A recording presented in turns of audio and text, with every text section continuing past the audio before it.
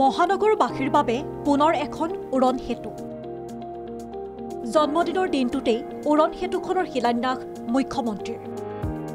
লালগণেশৰ পৰা গড়ভঙালৈ নিৰ্মাণ হ'ব 2.84 কিলোমিটাৰ দৈৰ্ঘ্যৰ উৰণ সেতু।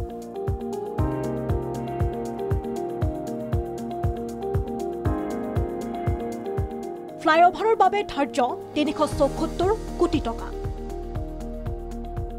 সেতুখনে সংযোগ কৰিব চাইকেল ফেক্টৰীৰ পৰা বিষ্ণুপুৰ, লালগণেশ বজাৰৰ পৰা বৰখাপাৰা ষ্টেডিয়ামলৈ। আজি আনুষ্ঠানিকভাৱে উৰণ সেতুখনৰ শিলান্যাস কৰি মুখ্যমন্ত্ৰী হিমন্ত বিশ্ব শৰ্মাই কয়, এই সেতুৱে বৰখাপাৰা ষ্টেডিয়াম ৰোডত খেলৰ সময়ত হোৱা যান-জঁট নাইকিয়া কৰিব। লগতে উল্লেখ কৰে, উৰণ সেতুখনত থাকিবলগীয়া সুবিধা আৰু ইয়াৰ নিৰ্মাণ কাৰ্য সম্পন্ন হোৱাৰ সময়সীমা।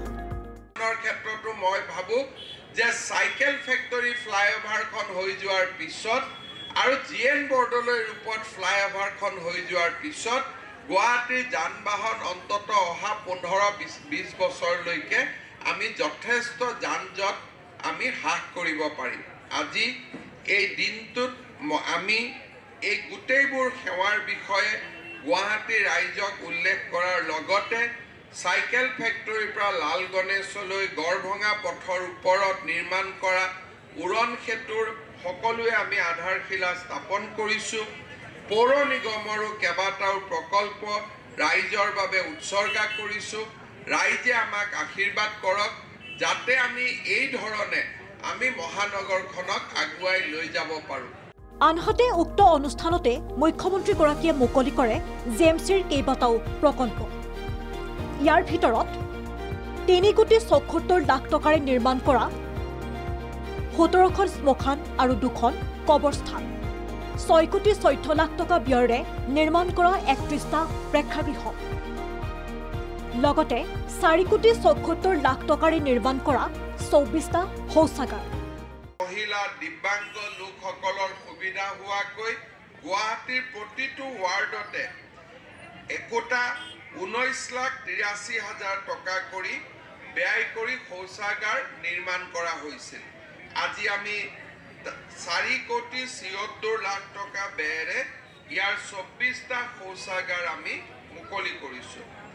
সমান্তৰালভাৱে গুৱাহাটীৰ 19 স্থানত আমি শ্মশান আৰু কবৰস্থান নিৰ্মাণৰ বাবে পদক্ষেপ লৈছোঁ।